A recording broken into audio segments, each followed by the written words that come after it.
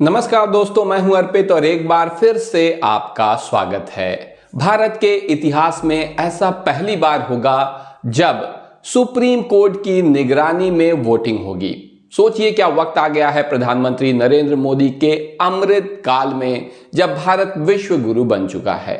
इसके अलावा एक और बड़ी खबर है कि प्रधानमंत्री नरेंद्र मोदी के केंचुआ यानी केंद्रीय चुनाव आयुक्त राजीव कुमार को चीफ जस्टिस ऑफ इंडिया के नोटिस का जवाब ना देना भारी पड़ गया है, क्योंकि 11 फरवरी को राजीव कुमार के लिए मुसीबत का दिन है। संजीव खन्ना की कोर्ट में इनके ऊपर फैसला लिया जाएगा।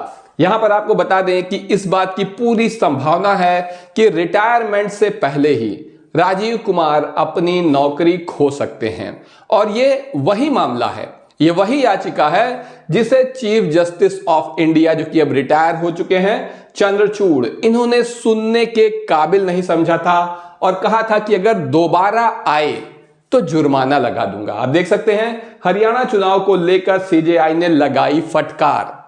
यह फटकार कांग्रेस के नेताओं को लगाई गई थी, क्योंकि यहां पर ईवीएम मशीन और चुनाव में धोखाधड़ी को लेकर कांग्रेस ने याचिका दायर की थी, जिस पर चीफ जस्टिस ने तत्कालीन जवाब दिया था चंद्रचूड़ ने कि अगर दोबारा आए इस तरह का मामला लेकर तो जुर्माना लगा दूंगा। यह कहकर डांटते हुए याचिका खारिज कर दी थी, सुनने के काबिल नहीं समझा था। आप देख सकते हैं हरियाणा चुनाव से जुड़ी याचिका एससी में खारिज। कांग्रेस ने जल्दी सुनवाई की मांग की थी कि इस मामले में तत्काल प्रभाव से सुनवाई की जानी चाहिए, तो चंद्रचूड़ ने कहा था क्या नई सरकार का शपथ ग्रहण रोकना चाहते हैं। तो यह स्थिति थी। खाली चीफ जस्टिस ऑफ इंडिया अब बदल चुके हैं, अब संजीव खन्ना उस कुर्सी पे हैं और मामला पूरी तरह से पलट चुका है। आप देख सकते हैं सवालों के घेरे में हरियाणा चुनाव में इस्तेमाल की गई ईवीएम वेरिफिकेशन को लेकर सीजेआई 11 फरवरी को करेंगे सुनवाई, यानी खुद संजीव खन्ना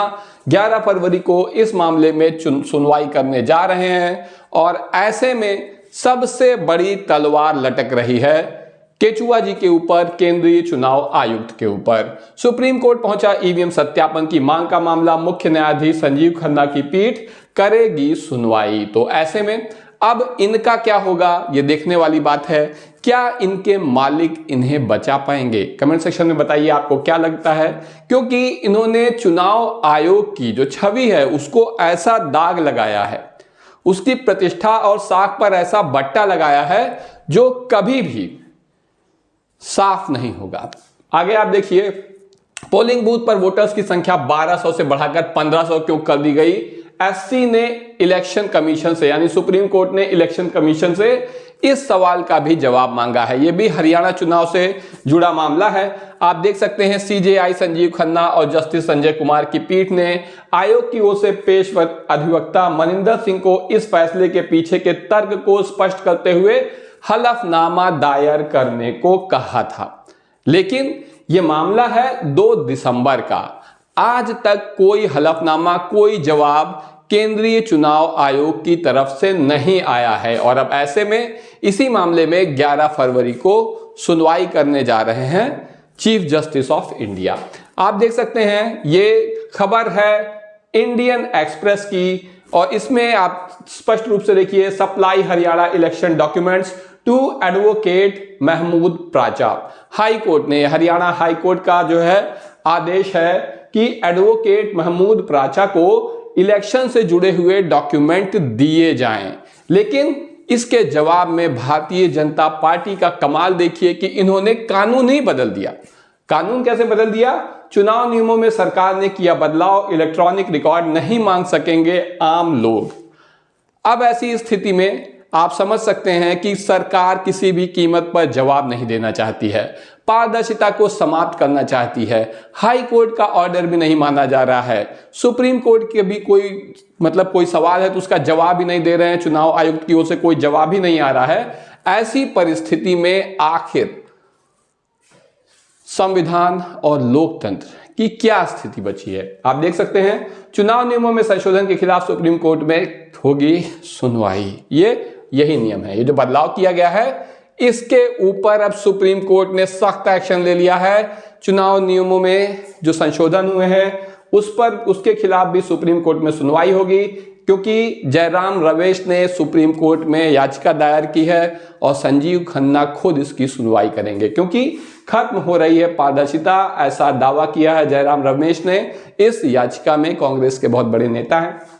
अब आप देख सकते हैं एक और जो बड़ी खबर है जिसके बारे में मैंने आपको बताया था कि देश के इतिहास में ऐसा पहली बार होने जा रहा है कि सुप्रीम कोर्ट की निगरानी में वोटिंग होगी। ऑब्जर्वर की निगरानी में होगा चंडीगढ़ मेयर का चुनाव। दैनिक जागरण की खबर है, वीडियोग्राफी कराने का भी निर्देश और पूरी चुनावी प्रक्रिया की वीडियोग्राफी होगी।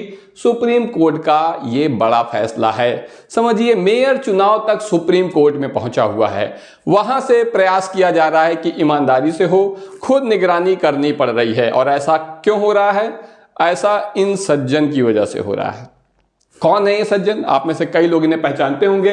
ये हैं अनिल मसीह। पिछले साल जब जनवरी में ही मेयर के चुनाव हुए थे तो इन्होंने 8 वोट कांग्रेस और आम आदमी पार्टी के काट दिए थे और ऐसा करते हुए भारतीय जनता पार्टी के प्रत्याशी को बेईमानी करके जिता दिया था। लेकिन ये सब करते हुए ये सीसीटीवी जो कैमरा वहां लगा था उस पर ये देखिए नाम काट रहे हैं और सीधे दिखाई दे रहे हैं। ऐसी परिस्थिति में तुरंत ही आम आदमी पार्टी और कांग्रेस की तरफ से मामला पहुंचा कोर्ट। पहले तो चुनाव आयोग से मांग की गई, ये वो जमाना था जब चुनाव आयोग से कुछ कहा जाता था, लेकिन चुनाव आयोग ने साफ सुनने से इनकार कर दिया। उसके बाद फिर ये मामला कोर्ट पहुंचा। सुप्रीम कोर्ट का ऑब्जर्वर फिर भी चंडीगढ़ मेयर चुनाव में कांग्रेस आपको एक बार फिर से डर सता रहा है। फिर से डर क्यों सता रहा है? क्योंकि उन्हें डर है कि यही सब कुछ फिर से हो जाएगा। ऑब्जर्वर की निगरानी में होगा चंडीगढ़ मेयर का चुनाव, वीडियोग्राफी कराने का भी निर्देश सुप्रीम कोर्ट ने दे दिया है। और ये सज्जन जो हैं, ये जो उस वक्त फंसे हुए थे, इनके मामले में क्या हुआ था आप देख सकते हैं कि चंद्रचूड़ उस वक्त चीफ जस्टिस हुआ करते थे।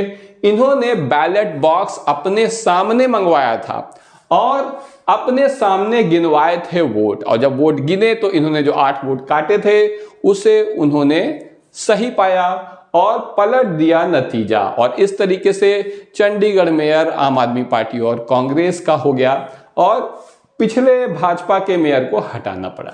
ये स्थिति है यहां पर लोकतंत्र की, जब एक मामूली से मेयर के चुनाव में supreme court chief justice of India को हस्तक्षेप करना पड़ा था।